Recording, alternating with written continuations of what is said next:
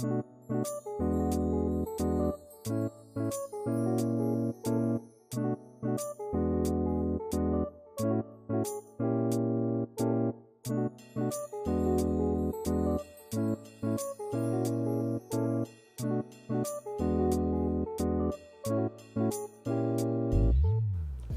Bernadette Liam, and I came from Philippines 1992, and I was here 1992 since then. We stayed in the Philippines for a year until she was able to find a job here, settle down, and kind of get used to things and the lifestyle here in America. And then eventually, she was able to get us after she's got comfortable living here already, and that's a year after she's been here. Shortly after, got a divorce, and for the remainder of my life, she was a single mom.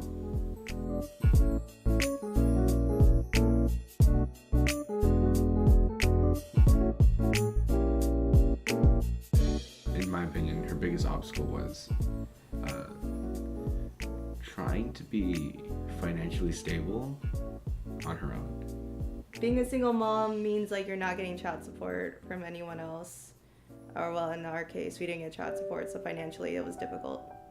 It's really, really hard working, and then at the same time, because my ex-husband really doesn't help me at all. So I'm the one doing everything for my kids. I always have 2 jobs, 3 jobs, everything.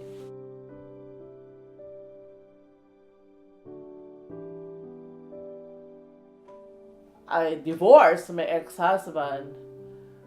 I flew. It's like a bird that I just had the freedom of everything. That I did take her, and then I went to school. I did the decision for myself. That's why I become more better person. Her American dream was to work downtown, so she worked downtown. Another one was to buy a house here one day, so she bought a humble townhouse in San Francisco as a single parent, so I think that's the biggest accomplishment. So she essentially like achieved her American dream.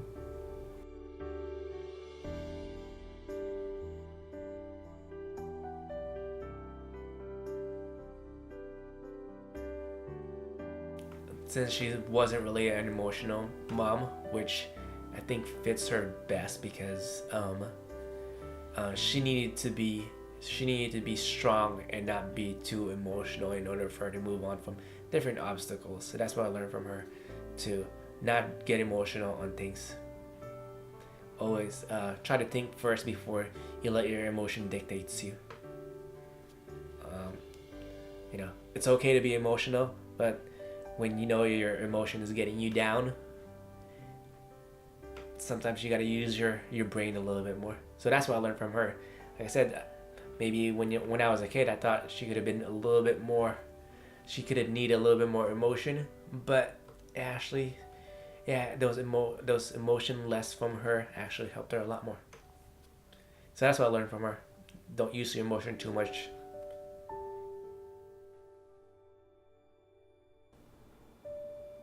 The biggest challenge? Every day is a challenge. I always think everything is challenge. When I came here, everything for me is a challenge. Whatever I achieve, whatever I do, I always think it's a challenge. So I have to always keep up the challenge I have. That's the only way I think. Because if I don't have that challenge, I will not achieve whatever I have right now. Growing up, I learned what is a good work ethic. To this day, she's still hustling and grinding as much as she can. And because of that, I've learned to become hardworking. I've learned to fend for myself. I've learned to try my best to not burden others and do things on my own. Thankful for her for giving us values, great life values that those can live forever. So the values that she taught us, which is like you gotta work hard to earn things. If you want money, you gotta work for it. you can't be lazy in life. Before I came here, I put to myself that I need to achieve what I want. I put my positive things in myself. I know it will be hard, but I always think that this is my goal. My goal is to bring my son here. My oldest son, JR. Because JR has a disability, and I found out with my sister, Lily, that if you have a disability in America, they respect you. In Philippines, you don't have that. They always think you're kawawa. That, everything is, you cannot move anymore, you cannot achieve anything. And I did this to help my son in the same time. The confidence for my son. And she doesn't play the victim, because most of the people will probably be a victim of like, oh, I don't have this, I don't have that, I can't make things. I don't have at that time it'd be like, oh, I didn't have enough money. Oh, I live in a small place. Oh, I don't drive. Most of the time, if you have each one of those things, people tend to give up. So that just shows how much drive that she has, because if she doesn't have a car, she'll find a way to get to doctor's appointment for her kids. Either taking the bus, and you take multiple buses just to get to one destination, and then getting on the bus with a stroller and multiple kids, and getting there in time. Depending on the weather, it can be more of a hassle than other times. If I was to sum up everything, my mom is my everything.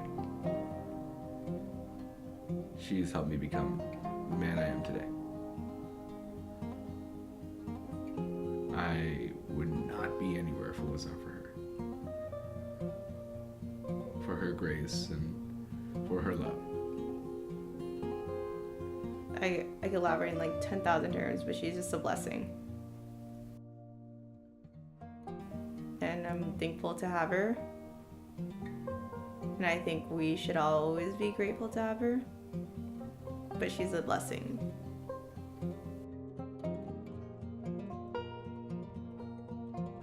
I think something I'm most thankful for my mom, is I'm thankful